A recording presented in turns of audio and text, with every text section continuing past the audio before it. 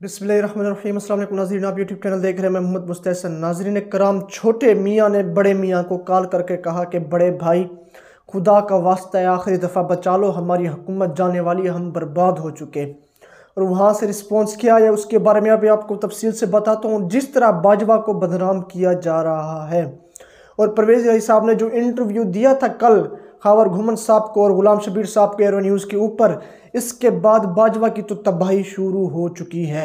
इतना तो बाजवा पहले ही बदनाम नहीं था जितना तो परवेज़ इलाही साहब ने इनको डिफेंड कर करके जितना बदनामी फैला दी बाजवा की, इतना तो यकीन करे बाजवा भी सर पकड़ कर बैठ गया कि ये मेरे साथ क्या हो रहा है। इतना बदनाम हम पहले भी नहीं थे सनम जितना बदनाम अपनों ने किया। परवेज़ इलाही साहब ने बाजवा के, वो कहते पहले तो कुछ तन के ऊपर कपड़े भी थे, लेकिन परवेज़ इलाही ने बिल्कुल बाजवा को बेलिबास करके रख दिया। जो बातों के बारे में अवाम को कुछ अंडरस्टैंडिंग नहीं थी बाजवा के बारे में, कुछ बातों के ऊपर शक व शुबात थे, लेकिन उस चीज़ों को भी कंफर्मेशन परवेज़ इलाही ने अपने इंटरव्यू के अंदर कर दी थी कल। दूसरी तरफ लेकिन मैं आपको एक चीज़ समझो नाज़रीन कराम, बिल्कुल दिल पर हाथ रख कर एक चीज़ बताएं, जब आप नवाज शरीफ और शहबाज शरीफ का नाम लेते हैं, इनके नामों के आगे एक तो ये जब शरीफ लिखा हुआ है, मुझे तो यकीन करें बिल्कुल चिढ़ पड़ती है जब मैं इनका नाम लेता हूँ शरीफ, और शरीफ भी शर्मा जाता होगा इनकी शराफत को देखकर।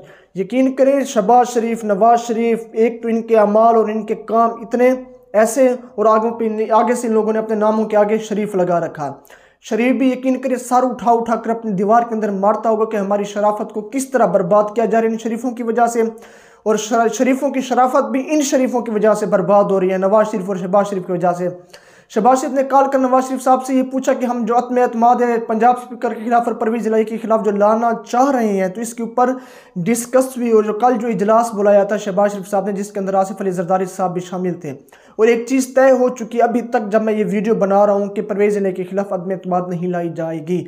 ये चीज़ मैंने आपको अपनी कल की वीडियो के अंदर भी बता दी थी, और पहले भी पिछली वीडियोज़ के अंदर बता दी कि ये अदम एतमाद परवेज़ इलाही के ऊपर नहीं लाएंगे। जब एक तरफ ये चौधरी शुजात को ये फोर्स कर रहे हैं कि परवेज़ इलाही को मनाया जाए कि वो हमारे साथ स्टैंड करे, पीडीएम की जमात के अंदर शामिल हो जाए, इसके साथ हमें आपका जो है ना एतमाद हासिल होना चाहिए, हमें आपकी ज़बान चाहिए, चौधरी शुजात को ये चीज़ कही जा रही है। दूसरी तरफ वो किस तरह में एतमाद लाएंगे परवेज़ इलाही के ऊपर, ये देखने वाले हालात हैं। लेकिन एक और चीज़ की भी आपको कंफर्मेशन करूं कि हम ये चीज़ सोच रहे थे कि परवेज़ इलाही पता नहीं असम्बलियाँ तहरीर करते हैं या नहीं। कल के इंटरव्यू के अंदर उन्होंने ये चीज़ भी बता दी कि मैंने अब समरी को साइन करके खान साहब के हाथ के अंदर दे दी, वो जब चाहे वो समरी को आगे भेज दे गवर्नर के पास।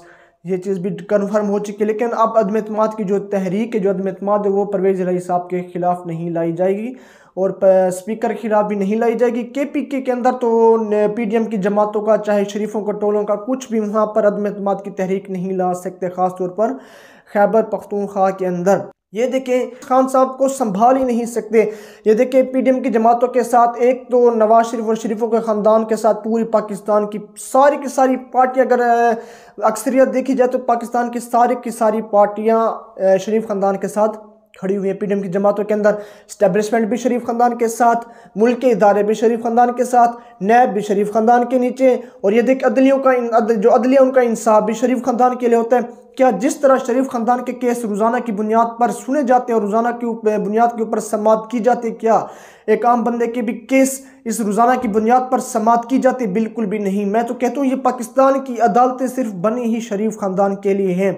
उसकी मिसाल ये देखिए किस तरह राना सुनाला साहब ने एक ही दिन के अंदर केस दायर किया अदालत के अंदर, और एक ही दिन के अंदर उन्हें रिलीफ भी मिल गया और फैसला भी मिल गया। क्या इस तरह का इंसाफ मुझे या आप में से किसी आम बंदे को मिल सकता है? और ऊपर से जी इनके ख़ानदान का एक मशहूर अगर मैं नाम लूँ तो शरीफ ख़ानदान, शरीफों को नाम भी इन लोगों ने बदनाम करके रख दिया। तो अदम एतमाद की तहरीक भी नहीं आ रही जी। परवेज़ इलाही साहब के ऊपर एक चीज़ की कंफर्मेशन अब हो चुकी, और इस्टेब्लिशमेंट को भी नाक को चने चबवा दिए खान साहब ने।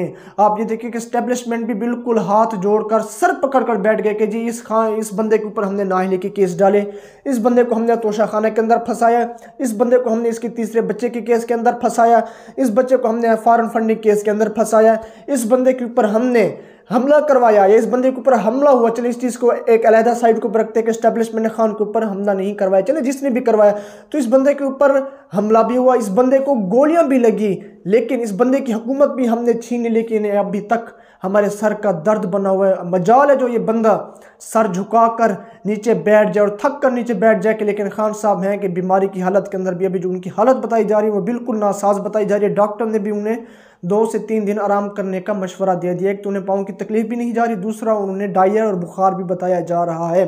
लेकिन खान साहब ये है कि रोज़ाना सियासी सरगर्मियाँ अपनी जारी किए हुए हैं और बार बार वो एक ही चीज़ अपनी आवाम से कह रहे हैं कि जी इंतखाबात की तैयारी कर लें, इंशाल्लाह पाकिस्तान के अंदर नए इंतखाबात जल्द आने वाले हैं।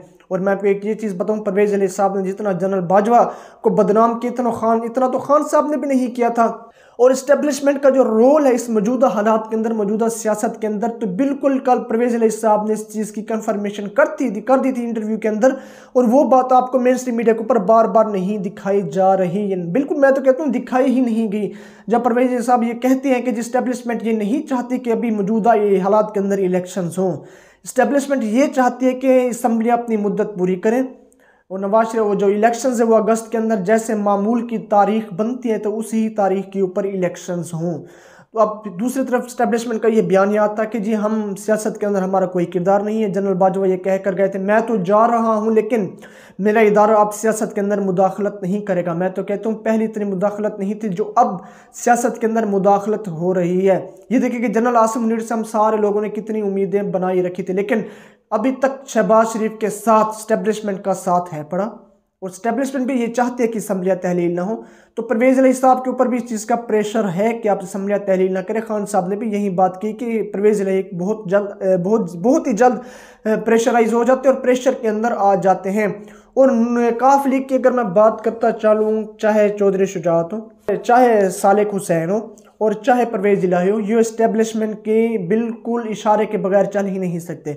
तो मुनीस इलाही को बिल्कुल मैं भी 50-50 चांसेस के अंदर रखूँगा क्योंकि मुनीस इलाही एक नया खून है, मुस्तकबिल का सितारा भी बन सकता है और मुस्तकबिल का एक बहुत बड़ा इबरत का निशान भी बन सकता है। अब ये सारे जो मामलात मुनीस इलाही को दिखाई दे रहे हैं कि हमारी जो पूरी की पूरी काफ लीग है वो बिल्कुल तबाह बर्बाद हो चुकी। जब आप ये देखिए कि पाकिस्तान की एक बहुत बड़ी पॉलिटिकल पार्टी नून लीग की क्या हालत हो गई पाकिस्तान के अंदर। पंजाब के अंदर जो कहा जाता था कि नून लीगियों का गढ़ है, यहाँ पर नून लीगों के इलेक्शंस हराना बहुत ही मुश्किल, लेकिन ये देखिए पंजाब के अंदर अब नून लीगों को इलेक्शन देने वाला बच ही नहीं सका। ये देखिए कि जब शरीफ ख़ानदान के साथ ये हो सकता है तो काफ लीग क्या नहीं सोचती होगी कि हमारे हालात क्या होंगे।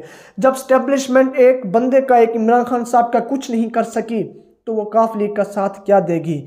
आप ये देखिए कि हमेशा जनरल बाजवा के बारे में परवेज़ अली साहब ये कहते हैं कि वो हमारे मोहसिन, उनके हमारे ऊपर बहुत एहसान है। तो इमरान खान साहब ने कहा कि होंगे एहसान आपके ऊपर लेकिन हमारे ऊपर जनरल बाजवा के कोई भी एहसान नहीं। और जो एहसान का बार बार परवेज़ अली साहब कहते, कभी आप खुलकर तो बताए कौन से एहसान कर दिया जनरल बाजवा ने आपके ऊपर। तो सीधी सीधी बात कहें, जो नैब के केसेस थे वो आपके ख़त्म करे जनरल बाजवा ने। जैसे कि खान साहब कहते हैं कि जो नैब का इदारा है वो जनरल बाजवा के नीचे था, तो वहाँ पर इंसाफ नहीं होता था, वहाँ पर जैसे बाजवा कहते थे वैसे ही तरीके से नैब चलता था। इसके अलावा हमेशा एक चीज़ कन्फर्म है कि नैब के इदारे जो चौधरी के ऊपर केसेस थे, चौधरी शुजात के और चौधरी परवेज़ इलाही के ऊपर, मुनीस इलाही के ऊपर, चौधरी सालेक हुसैन के ऊपर, तो यहाँ पर जनरल बाजवा ने इन चौधरियों को रिलीफ दिलवाया था, इसमें कोई शक नहीं। इसके अलावा मैं ये कहता हूँ कि बाजवा के कौन से एहसान है परवेज़ इलाही के ऊपर, चौधरी शुजात के ऊपर, आप खुलकर बताएं कि कौन से बाजवा ने आपके ऊपर एहसान किया, आपको साइकिल ले दी और इक़्तिदार दिया। बिल्कुल नहीं, इनके केसेस माफ़ कराए गए, जिस पर अब ये कहते हैं कि जनरल बाजवा हमारे मोहसिन हैं। इसका मतलब है जो आपकी ज़ात के साथ मोहसिन है वो भी पूरे मुल्क के साथ मोहसिन है। आप ये नहीं देख रहे कि जनरल बाजवा ने पाकिस्तान की इस हालत का जो हो चुकी है, इस हालात के अंदर बर्बाद करके रख दिया पूरे के पूरे पाकिस्तान की मईशत को, तो वो आपके मोहसिन है लेकिन वो मुल्क के मोहसिन नहीं हो सकते। खान साहब जब इक़्तिदार के अंदर थे वो बहरहाल कहते रहे थे कि जी अगर आप मेरी गवर्नमेंट नीचे गिराएंगे तो पाकिस्तान की मईशत बिल्कुल स्टेबल नहीं रहेगी। जो मईशत के हाल हैं वो बड़े बुरे तरीके से हमने रिकवर की और बड़े बुरे तरीके से हमने पाकिस्तान की मईशत को पैरों के ऊपर खड़ा किया। अगर एक दफ़ा यहाँ से हमारी गवर्नमेंट चली गई तो कोई भी गवर्नमेंट इसे दोबारा अपने पाँव पर खड़ा नहीं कर पाएगी। ये एक चीज़ खान साहब ने पहले ही कंफर्म कर दी थी ताकतवर लोगों को, इस्टेब्लिशमेंट को, अदलिया को। और चौधरी परवेज़ अली साहब कल के इंटरव्यू के अंदर ये भी कहते हैं कि जी इस्टेब्लिशमेंट भी बिल्कुल आज़ाद है और अदलिया भी आज़ाद है। जब एक पॉलिटिशियन को ये कहना पड़ जाए कि पाकिस्तान की अदलिया आज़ाद है, जी पाकिस्तान की इस्टेब्लिशमेंट भी आज़ाद है, पाकिस्तान की इस्टेब्लिशमेंट तो चले समझ में भी आती है बात, लेकिन जब आप ये कहें कि पाकिस्तान की अदलिया अब आज़ाद हो चुकी। कल जो इंटरव्यू था परवेज़ अली साहब का कि मौजूदा हालात के अंदर इस्टेब्लिशमेंट न्यूट्रल है, और पाकिस्तान की अदलिया भी न्यूट्रल है। इसका मतलब पिछले हालात के अंदर पाकिस्तान की अदलिया भी न्यूट्रल नहीं थी, वो किसके कहने के ऊपर फैसले करती थी? ये परवेज़ इलाही साहब ने एक बहुत बड़े सवाल खड़े कर दिए कल के इंटरव्यू के अंदर। तो मैं यही कहता हूँ कि जनरल बाजवा पहले इतना फंसा हुआ नहीं था जितना जनरल बाजवा को परवेज़ इलाही फंसा कर चले गए। तो बाजवा भी सर पकड़े हुए होगा कि हम इतना पहले बदनाम मैं था नहीं जितना परवेज़ इलाही साहब आप हमें मोहसिन कह कह कर बदनाम कर चुके। तो ये एक मौजूदा अभी अहम हालात थे कि इमरान खान साहब हर तरफ से जितना भी इनके ऊपर प्रेशर डाला गया, जितना भी इनके ऊपर केसेस बनाए गए, जितना भी इनके ऊपर बिठाने की कोशिश की गई, इनको दीवार के साथ लगाने की कोशिश की गई, लेकिन इमरान खान साहब ये देखे कि किस तरह इस्टेब्लिशमेंट, शरीफ ख़ानदान, आसिफ अली जरदारी और कितनी ही पीडीएम जमातों के सर का दर्द बन चुकी इस मौजूदा हालात के अंदर। अब ये देखने वाले हालात होंगे कि 23 तारीख के बाद पाकिस्तान की तारीख बदलने वाली है, पाकिस्तान का मुस्तकबिल बदलने वाला है। क्या शरीफ खानदान पाकिस्तान के अंदर 70% प्लस सीटों के ऊपर इलेक्शन कराएंगे या पूरे के पूरे आम इंतखाबात होते हैं? ये देखने वाले हालात होंगे। इसके ऊपर आपकी क्या राय है? आप अपनी राय से मुझे कमेंट्स के अंदर जरूर आगाह करें। तब तक के लिए जी शुक्रिया।